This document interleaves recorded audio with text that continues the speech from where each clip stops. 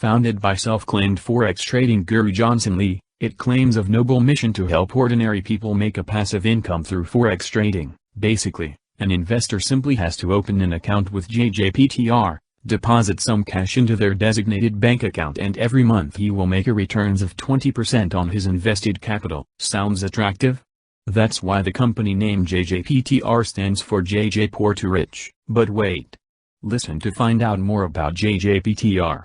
You have to know if it is legit or scam. As far as Singapore is concerned, one of the red flags to watch out for investment companies is them getting listed under the mass watch list.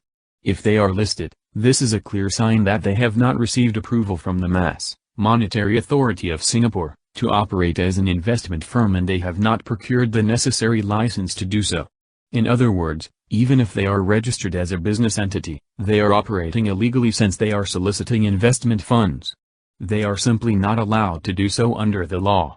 Such regulations are common in most other countries, including USA, UK, Australia, Canada, China, Hong Kong, Philippines, and Malaysia. They have to get the proper license to solicit for investment funds, or they are operating illegally. Period. The scary part? The countries they are illegally operating in can close them down and freeze their bank accounts. And all the investors' money will be frozen as well. This happened to Maxim Trader, a Forex Ponzi scheme. JJPTR claims to give investors 20% returns per month. That is really impressive if it is truly achievable. Now we won't speculate whether JJPTR is operating as a Ponzi scheme and hence uses the money invested by later investors to pay the earlier investors. What we do know is that it is extremely difficult, almost impossible, to generate 20% monthly on a consistent basis.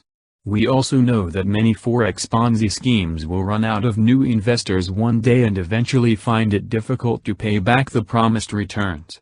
That is when these scams get exposed.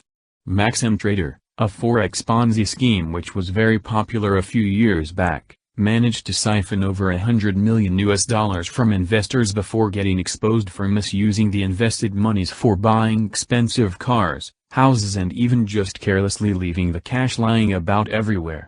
Just for the record, Maxim Trader promised returns of 8% per month only, but they started to struggle paying the returns a few years down the road.